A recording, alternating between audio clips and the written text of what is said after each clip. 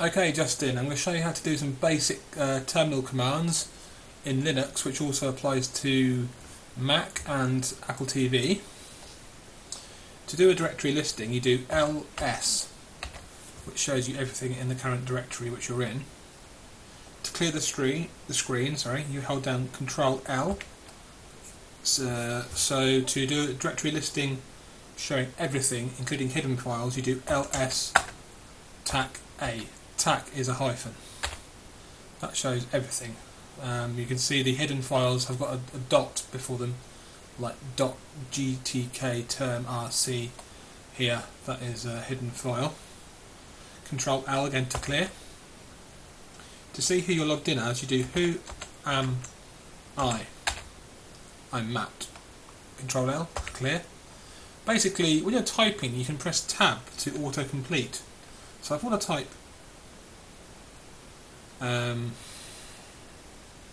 GT tab, see I press tab there. If I press GTKT, that's a bit of software I've got called GTK turn. Don't worry about the software, but I'm showing you how it completes it. So if I want to go to CD, if I want to go to my local folder, sorry, I'm going to go to a folder, which is Home Matt Desktop. I do /HO and press tab, it will complete it to home. And MA, press tab again, and press capital DE and tab. It's basically guessing on the first few characters of what you type, what to autocomplete when you press tab. So basically to go to a folder, you CD into it.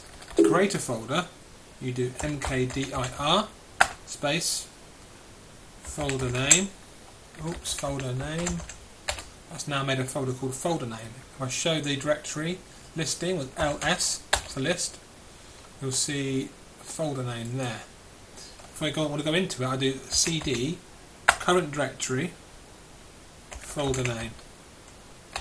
That means make my current directory folder name. So basically it means go into the folder. To go back a folder or up a folder in the tree, you do cd ... Clear the screen, Control L. To remove a folder, list your directory first. You see you want to get rid of folder name. You do rm minus rf folder name. Clear the screen, list again. You can see it's gone. No folder name anywhere. Remove a file. There's a file called Skype. That Skype file there. Say I want to remove that, I do rm. Don't type minus rf, just rm Skype, and it guesses it because you press tab. There's only one file in there with sk at the beginning, so it just basically guesses that. Remove that. Clear the screen. It's gone. If you want to see where you are, type pwd, print working directory, which means print to screen, show me on the screen which directory I'm in. You're in Home Matt.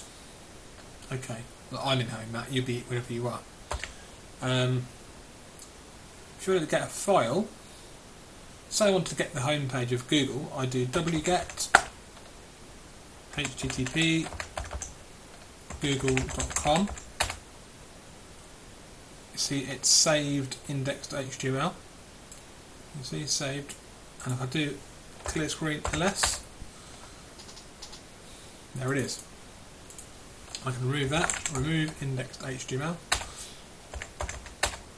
It's gone. If I want to reboot, I'll just type in reboot and press return. I won't do that because obviously I won't do that. If you want to run a file in the same directory where you are, you type in // and then the name of the file, some file. Okay. If you want to see what's excuse me, if you want to see what's in a file, you cat it, which means print to screen.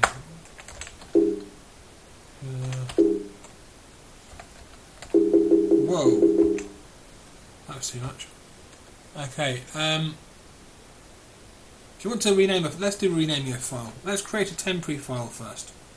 To create a temporary file, to create a file which is empty with 0 bytes, just to touch the name of the file. Test file. Test file. Do a directory listing. You see test file is there. Now you want to rename a file, you do mv, which means move. Now you're moving test file to new test file. The reason you're moving it is because you're moving it from one file name to another. So you do mv, the name of the file you want to rename, and then the new name of the file. There you go. That's all for the moment. I can't think of anything else you'd like to know, but that's it for the moment, mate. Cheers. Hey, how you doing? My name's Elton, and I'm going to show you how to set up Docker on your Windows machine. If you're just getting started with Docker, this is for you, and we'll be all done in 5 minutes. I'll walk through the installation, show you how to run some simple Docker containers, and then you're all set to carry on learning on your own, or go along to one of your local meetups, which you should definitely do. The Docker community is friendly and welcoming. Here we go. Docker on Windows is a little bit different because Docker uses features of the Linux operating system, which Windows doesn't currently support. What we'll actually install is a virtual machine running Linux, and your Docker images will run on the VM, but you'll control them through Windows. It may sound complex, but it isn't, because the Docker guys have produced the Docker Toolbox, which takes care of all that for you. So here's my Windows machine. I'm running Windows 10, but Docker works on Windows 7 upwards. I'm going to browse to docker.com/toolbox and start the Windows download. The Get Started link has a whole bunch of extra information, including how to check that your machine can run Docker, but most modern PCs and laptops will be fine. Okay, I've got the Toolbox installer running, and I'll take the defaults to run a full installation, which gives me Docker, Docker Compose and Kitematic. The last two are useful tools that you'll want to look into, but here I'm just going to cover the basics. We'll just go with these additional tasks and let the installation run. It only takes a couple of minutes, but I'll fast forward. And when it finishes, I've got 2 shortcuts, and it's the Docker Quick Start Terminal that I'm going to use now. This is the command line interface. The first time it runs, you'll see a lot of text about VirtualBox, which is the software that runs the Linux VM on your Windows machine, and about virtual networks. But if it all goes well, then it shows you the Docker command line, with an ASCII art picture of a whale, which is nice, and an IP address, which is important. The Docker command line is a bit like the Windows command prompt, but it uses bash, which is the Linux command line.